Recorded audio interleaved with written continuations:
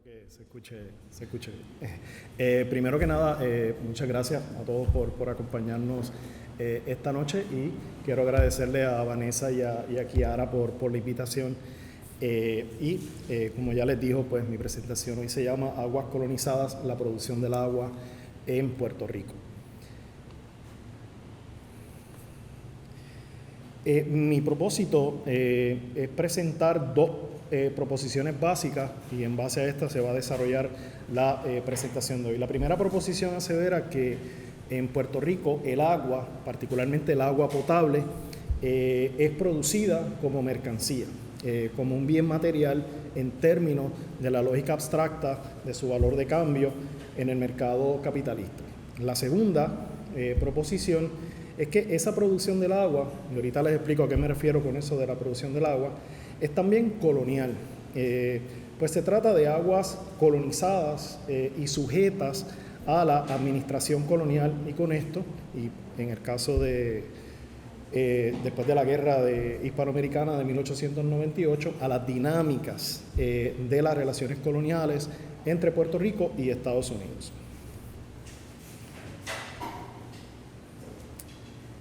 El agua es producida.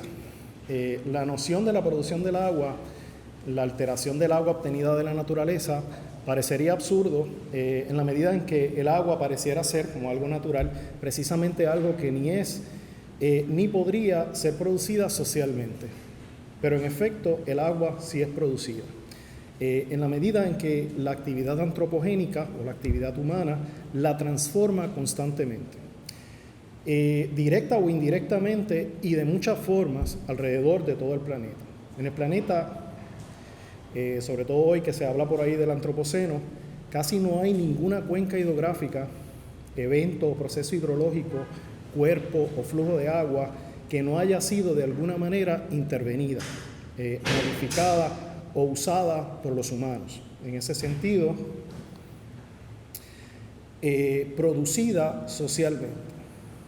Esto no niega los procesos ambientales implicados, pues cualquier ocurrencia del agua, sea agua cruda, embotellada o desalinizada, reúne y fusiona tantos procesos hidrológicos como sociales. En fin, el agua en cualquiera de sus formas es producida sin que sea totalmente natural, pero tampoco totalmente o definitivamente social. Las aguas son híbridas. Por ejemplo, el agua potable, que en nuestro caso recibimos de la Autoridad de Acueductos y Alcantarillados de Puerto Rico, es el producto de un contiguo, un conjunto de relaciones que involucra aguas crudas, configuraciones tecnológicas como las tuberías, ordenaciones sociales de diversas prácticas y actividades humanas relacionadas a la gestión del agua, el flujo de energía, el flujo de políticas y regulaciones, las mareas de capital y movimientos de personas y actores sociales, y hasta el flujo de otros elementos bióticos y abióticos que se encuentran en las aguas. El agua producida incorpora, Kiara hablaba, ¿no?, de la corporalidad. El agua producida incorpora en su propia materialidad ese torrente de relaciones socionaturales.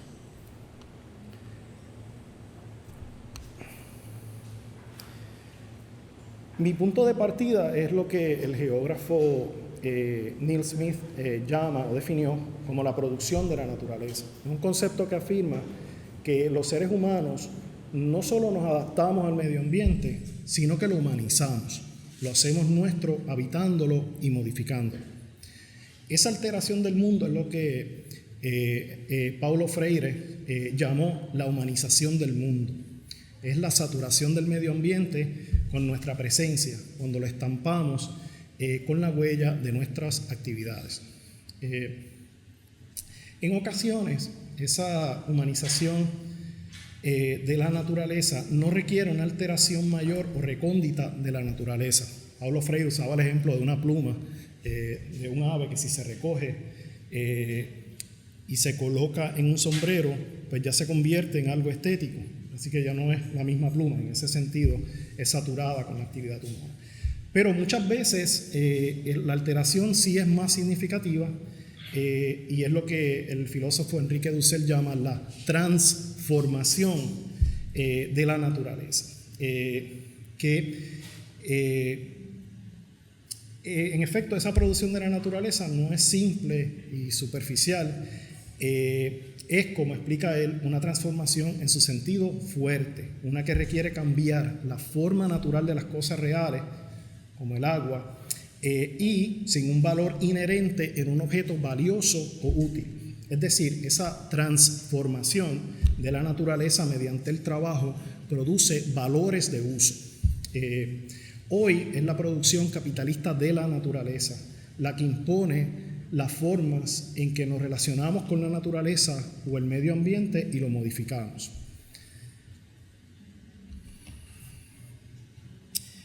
En el contexto de la producción capitalista de la naturaleza, como pueden ver en pantalla, la naturaleza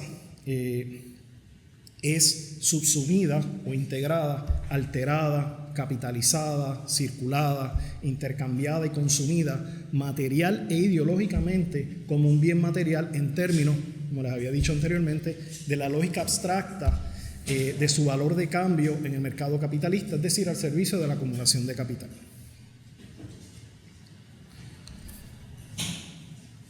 Y el agua, o con el agua ocurre eso mismo. En Puerto Rico el agua, aunque es parte de los bienes comunes de dominio público, manejada por una corporación pública, es subsumida, modificada, capitalizada, circulada, comerciada, vendida y consumida material e ideológicamente como si fuera un bien de mercado.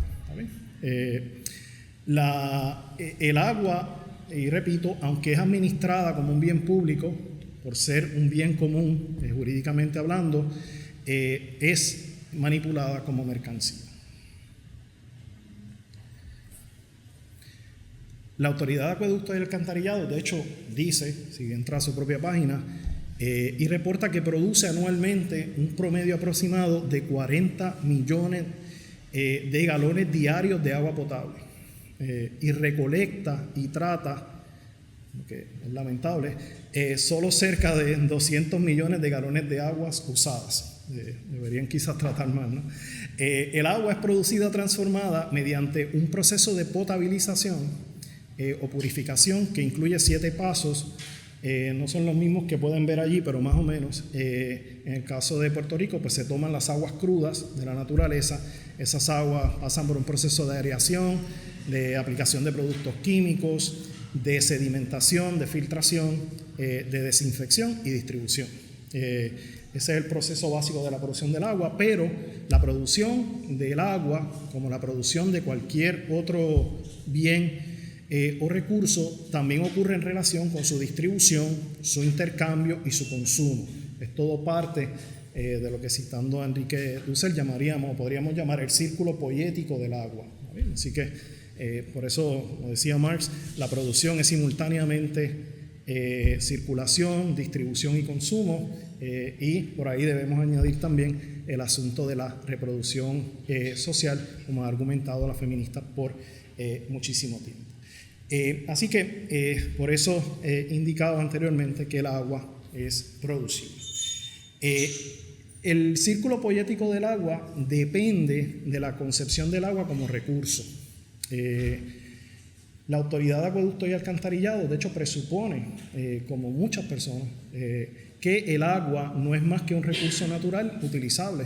El agua es, de ese enfoque, una cosa disponible para el usufructo, materia prima pasiva, es decir, flexible, manejable y apropiable. Es además un recurso cuyos fluidos y abastecimientos pueden ser circundados, detenidos, embalsados, canalizados, filtrados, desechados, tratados y manejados. Pero es sobre todo, como ya les había dicho, una mercancía, un bien tratado en términos de o para acumular capital.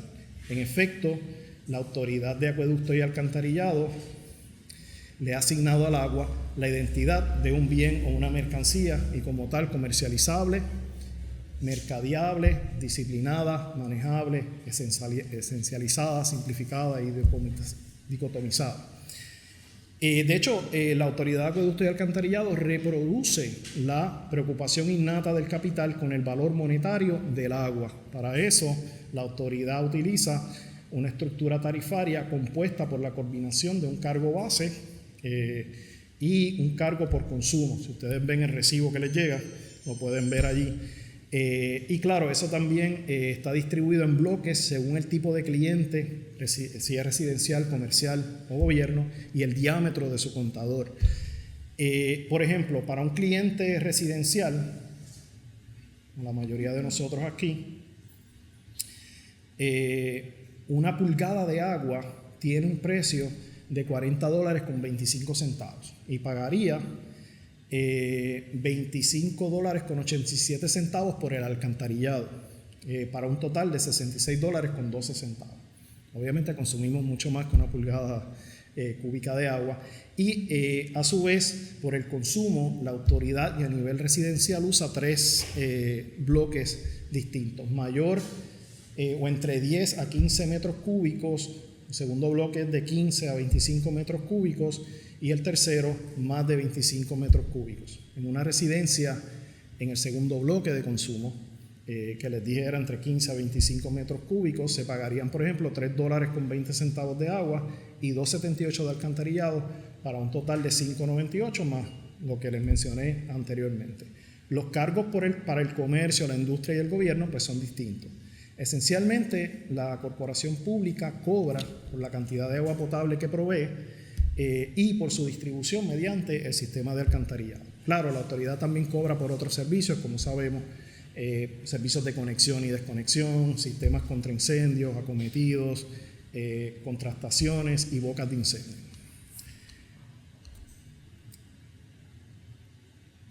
El agua y las relaciones sociales se constituyen mutuamente.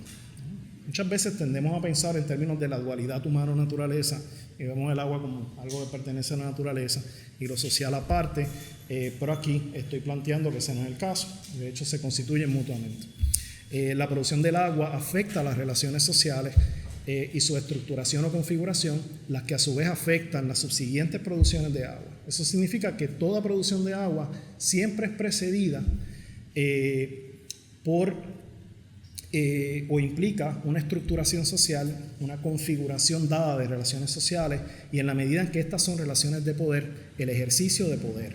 Así, una configuración específica de relaciones sociales y de poder está implicada en cada uno de los instantes de la producción de agua potable, en cada uno de los 7 pasos que les mencioné anteriormente para la potabilización. Está presente en cada uno de esos pasos de la circulación, la distribución y el consumo. Está presente en la organización de las agencias como la Autoridad de Acueductos y Alcantarillados, en cada propuesta o implementación de reformas políticas respecto al agua, en los cambios a los precios del agua, en los planes para las mejoras a la infraestructura y hasta en las políticas para la privatización del agua, entre muchas otras cosas. Por lo tanto, la producción del agua está siempre relacionada con las relaciones sociales, incluyendo, por supuesto, aquí no lo vamos a discutir en detalle, a las relaciones y diferenciaciones de raza, clase, género, entre otras diferenciaciones.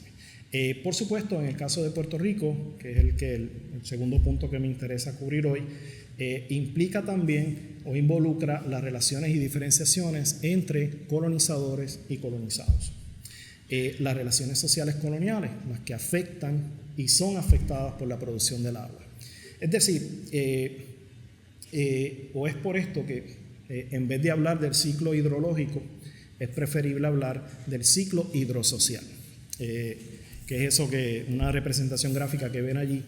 El ciclo hidrosocial se refiere a un proceso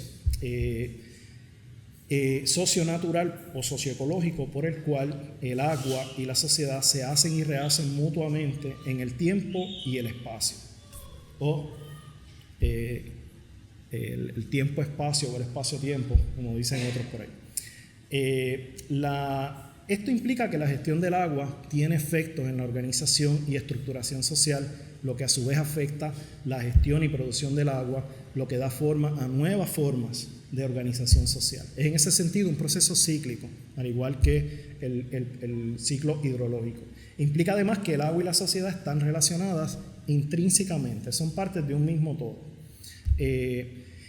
Como parte de ese todo, y lo que implica que diferentes relaciones sociales van a producir diferentes aguas y viceversa. Esto no implica un determinismo social del agua, pues las propiedades materiales del agua siguen desempeñando un rol activo y significativo que afecta y circunscribe de alguna manera el agua o la producción del agua. Desde esa perspectiva, un hidropaisaje,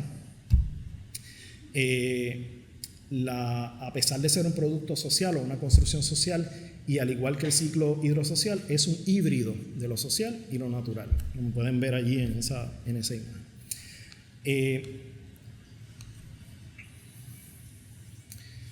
La producción del agua está entonces relacionada con las relaciones sociales, incluyendo, como dije, la relación de clase, raza y género, entre otras relaciones y diferenciaciones sociales. Y en el caso de Puerto Rico, pues es importante tomar en cuenta las relaciones coloniales. Y eso pues varía a través del tiempo y el espacio. Así, las formas en que la producción del agua en las primeras 2 décadas después de la Guerra Hispanoamericana de 1898 afectó las relaciones coloniales y viceversa son distintas de las maneras en que éstas se afectaron una a otra después del establecimiento del Estado Libre Asociado en 1952. Y eso es distinto de las formas en que afectan mutuamente, en las que se afectan hoy.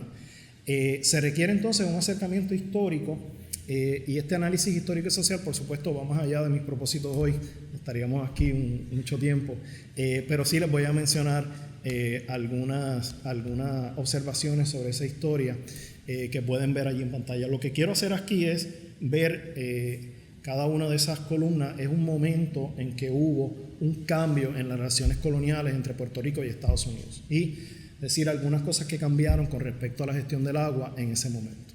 Comenzó, por supuesto, con el régimen militar que se estableció después de la Guerra Hispanoamericana de 1898. Ese régimen duró 2 años, pero en esos 2 años se hicieron muchas cosas. Una de las cosas que hicieron fue, y de eso pues ya yo he escrito mucho en otros espacios, que es que el gobierno federal envió 2 comisiones a Puerto Rico, con ellos vinieron otro grupo de viajeros estadounidenses que escribieron sobre Puerto Rico, escribieron varios libros, y lo común en todos estos libros es que lo que hacen es escribir sobre la naturaleza. Así que parte de lo que hacían era hacer un sondeo sobre cuáles eran los recursos disponibles en Puerto Rico para la explotación, es decir, para la inversión de capital. Eso es técnicamente lo que se llama la subsunción formal de la naturaleza, es decir, traer más recursos para ser explotados. Así que en ese caso, pues esos libros cumplían esa función, y los reportes de las comisiones federales también.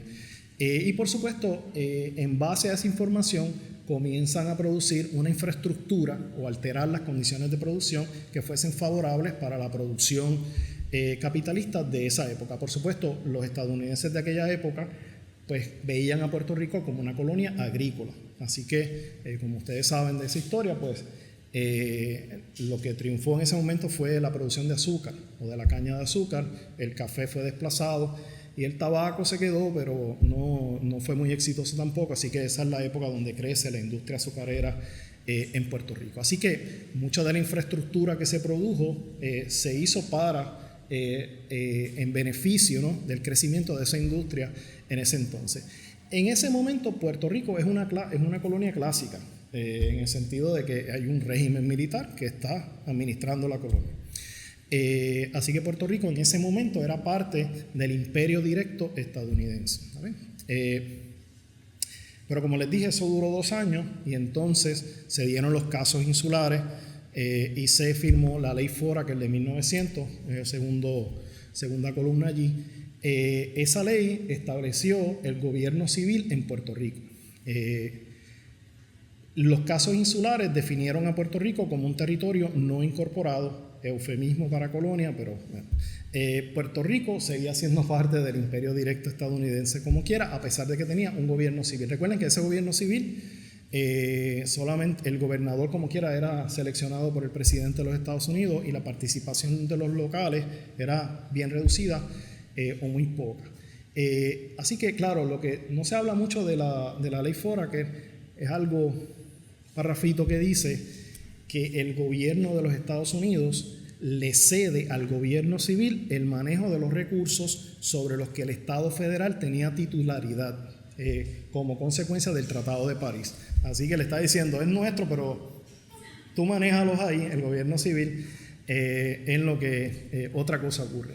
En eso se firma la Ley de Aguas de 1903, que declara las aguas bien común de dominio público. En aquel momento, como les dije, todavía la infraestructura sirve a los propósitos del crecimiento de la agricultura, de la industria azucarera. Así que lo que se hace es que lo más importante en ese momento era sistemas de irrigación de las tierras agrícolas. Así que el agua que se producía era para ese propósito. Claro, eso también requirió la producción de las hidroeléctricas. Así que las primeras fuentes de energía en Puerto Rico eran hidroeléctricas y es en esa época donde se construyen algunas de estas, que de hecho habían dos empresas, estaban en el tercer cuadro, pero se las menciono ahora, que eran la Puerto Rico Railway Light y Power Company y la Mayagüez Light Power and Ice Company. O sea, eran las dos que manejaban la producción de agua en ese entonces. Unos años después, en 1917, se establece la famosa Ley Jones. Hoy en día se habla mucho de esta por lo del cabotaje, pero es también aquella que le da la ciudadanía a todos los puertorriqueños que nacieron después de 1899, me parece. Expande el gobierno civil, así que hay una legislatura que es escogida por los puertorriqueños, el gobernador todavía es seleccionado por el presidente de los Estados Unidos, así que hay más participación de los puertorriqueños en el gobierno, pero Puerto Rico sigue siendo una colonia directa, parte del imperio directo estadounidense. Sin embargo, con respecto a las aguas, sí hay mayor participación de los locales. De hecho, se crea en el 1926, a lo mejor alguien recuerda ese nombre, pero bueno, se llamaba la Utilización de las Fuentes Fluviales de Puerto Rico, la UFFPR, en 1926. Esa comienza a manejar el agua en Puerto Rico y de hecho todavía estaban las hidroeléctricas, pero se creó también una oficina que se llamaba el Servicio de Irrigación, lo que sugiere que todavía el agua es producida con propósitos agrícolas. Pero en el 1941 se crea la Autoridad de Fuentes Fluviales. Esa compró las dos compañías que les mencioné. Así que comienza un proceso de consolidación del manejo de las aguas en Puerto Rico, ¿vale? Ya no hay empresas privadas, ahora son, o pequeñas empresas privadas y ausentes, ahora son manejadas por el Estado. Y finalmente en el 45 se crea lo que hoy conocemos como la Autoridad de Acueducto y Alcantarillado de Puerto Rico. Y algo que ocurre ahí interesantemente es que hasta el momento el agua y la electricidad eran una misma cosa. Cuando se crea la Autoridad de Acueducto y Alcantarillados, esa agencia se encarga solo del agua, del suministro de agua potable y del tratamiento de aguas usadas y de los alcantarillados. Se creó también la Autoridad de Energía Eléctrica, que desde entonces se encargaría de todo lo que tiene que ver con electricidad. Recuerden que estamos aquí en los orígenes de operación, manos a la obra, proyecto de modernización. Así que el agua era un indicador de progreso. El hecho de que hubiese agua potable era un indicador de que éramos modernos. Así que el Estado era el único que podía, en ese sentido, hacerle llegar agua a todos los ciudadanos. Recuerden que esta es la época populista, así que llegara el agua era también otro indicador importante. Así que entonces pues se separa, ¿no?, la gestión del agua de la producción de electricidad, pero Puerto Rico todavía, como les dije, era parte del imperio directo estadounidense. Llega entonces en 1952 y se establece el ELA, el Estado Libre Asociado de Puerto Rico. Allí, pues entonces, como les dije, este interés por suministrar agua al pueblo y a otras formas por el Estado, pues es todavía más importante, crece en importancia, era un signo de modernización y de desarrollo, como les mencioné anteriormente. Unos años después se establece la Ley de Aguas de 1976.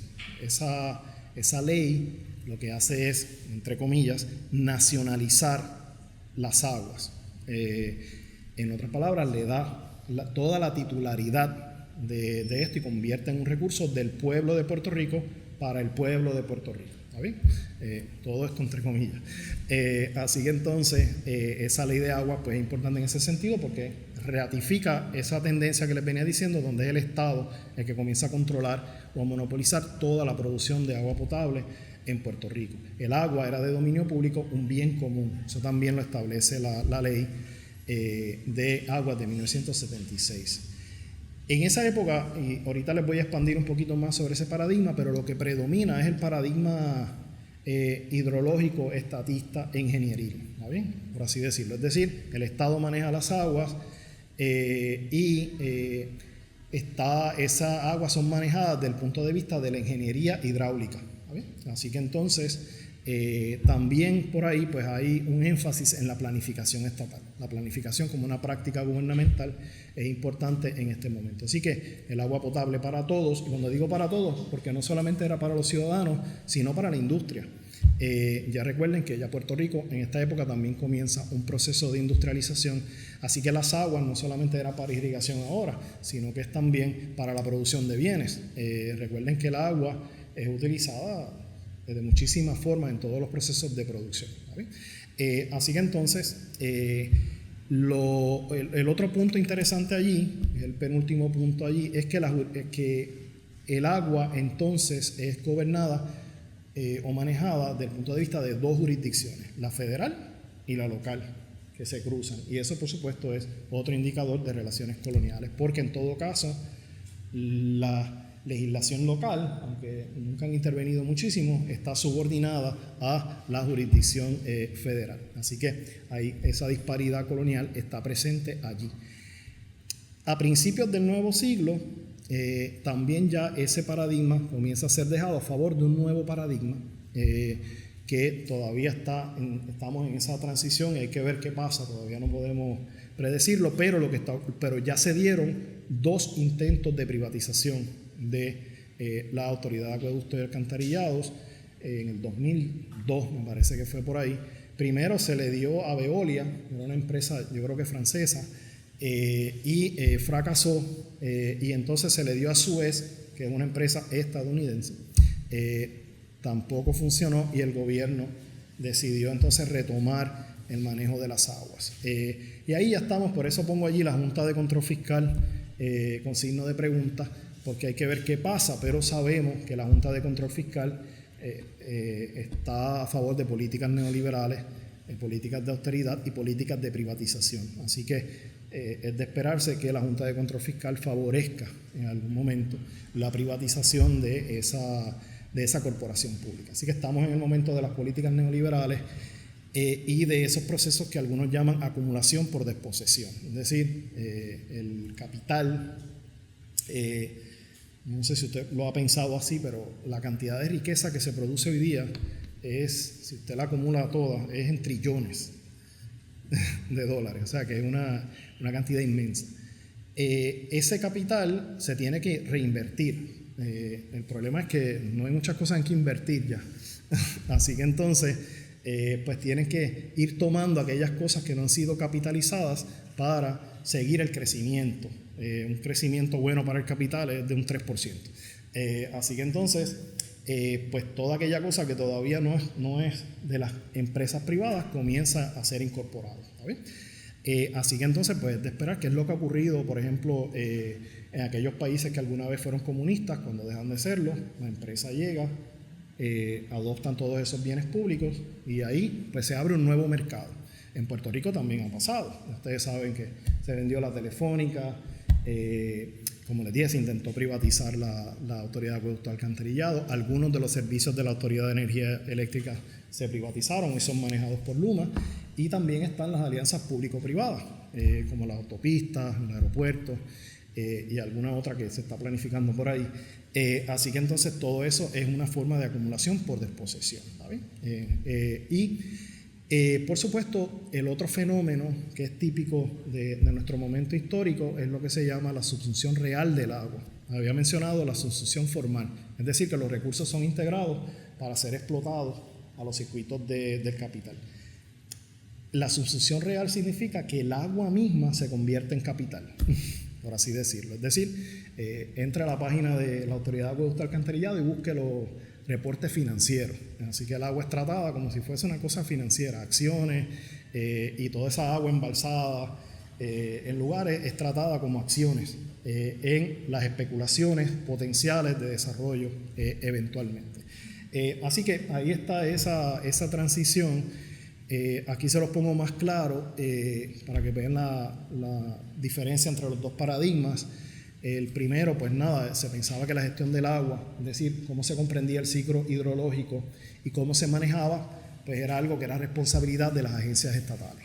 De hecho, aunque mencioné a Puerto Rico y en Estados Unidos, ese modelo o ese paradigma es el que se adoptó en muchos otros lugares, incluyendo España, en esa misma época. Así que entonces pues vemos, ¿no?, que ese es el paradigma básico. Es el Estado fordista keynesiano.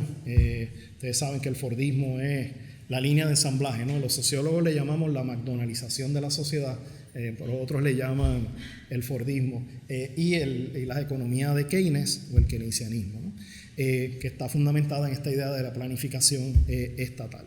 Ya les mencioné el énfasis en la ingeniería hidráulica, y el agua pues era un signo de modernización, y claro, habían algunas metas allí importantes que era la creación de empleos, ¿no? Esa es una de ellas, y de hecho en esta época pues como el Estado es el que contrataba, pues el Estado como patrón, que como ustedes saben las políticas neoliberales pues siempre han querido eliminar eso, ¿no?, que no sea el Estado el principal patrón.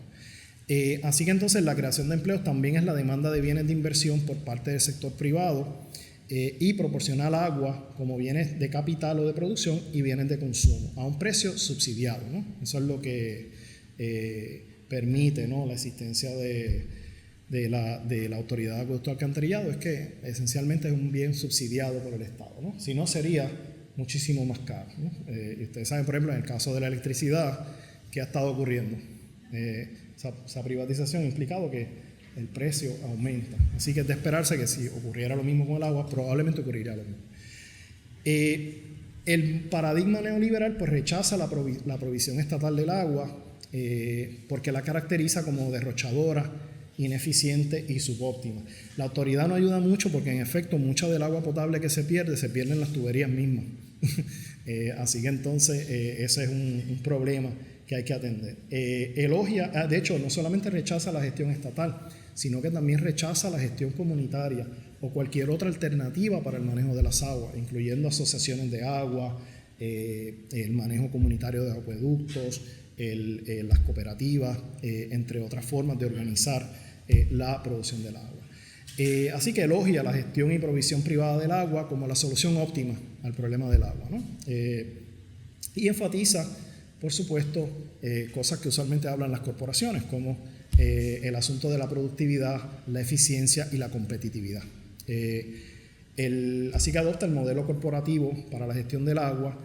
Los sindicatos y las uniones son considerados un obstáculo al desarrollo de políticas que permitan el crecimiento, ¿no?, de ese sector, y ya los otros dos puntos se los había mencionado. Y aquí pues me uno al llamado de Erika Fontanes, su más reciente libro, El Derecho a lo Común, donde plantea, ¿no?, que debemos demistificar el nuevo paradigma, negar que sea tan óptimo, por así decirlo, ¿no? Es decir, privarlo de su caracterización como la solución óptima al problema del agua en Puerto Rico. Debemos además, y como plantea ella misma, rescatar el derecho a lo común del conjuro del olvido. Pues muchas veces nos olvidamos de que el agua es un bien común al que tenemos todos derecho, y por ley. Así que entonces debemos rescatar, en este caso, el derecho al agua de ese conjuro, así como de otros bienes comunes, como las playas y otros recursos naturales. Y debemos visibilizar su importancia y ponerlo en el centro de la discusión. Esto también implica desligar el agua de la plusvalía y convertirla no en un bien mercancía, sino en un bien común para la satisfacción de nuestras necesidades y de nuestra supervivencia. Como ven allí en pantalla, el agua es un derecho, no un negocio. concebir la alternativa al modo capitalista, pues hoy en día está un poco difícil, la asociación de las aguas, pero sí, en mi último planteamiento es que aunque podemos hacer un análisis aquí sumamente analítico y enfocarnos en las dos moléculas de hidrógeno y el oxígeno y representar la naturaleza de esta forma, la naturaleza es mucho más que eso, así que no podemos depender de un análisis predominantemente científico y analítico que nos deje con lo que Neil Smith llamó una naturaleza antiséptica, una agua sin atractivo político, carente de significado emocional y sin alcance estético, poético, literario o simbólico. Es importante que sí lo tenga. Para él es necesario que, sin ser persuadidos por el ambientalismo romántico, restituyamos nuestras experiencias emotivas y afectivas en o con la naturaleza, incluyendo el agua. Es la única forma de superar esa naturaleza séptica y de hecho reafirmar el derecho a lo común. Restablecer o rehabilitar esas experiencias y emociones requiere que entablemos la batalla por el reencantamiento de la naturaleza, incluyendo las aguas, desde lo que todavía permanece como una desolada, postergada y muchas veces omitida intersección entre la poética y la economía política, o entre esta última y las artes. Y por eso aprovecho para felicitar a Kiara y a Vanessa y al lobby por promover estas actividades que en efecto combinan ambas cosas. Así que felicidades por eso. Y por eso los dejo con una frase de la canción Agüita de la banda de rock colombiano, de hecho van a estar por ahí en estos días, Aterciopelados, que dice: nubes algodonosas vuelan bajito, pasen por Sumapaz el sagrado paramito, abracen la montaña y el frailejón que pone la agüita en circulación, que el agua es de todos, no del mejor postor. Gracias.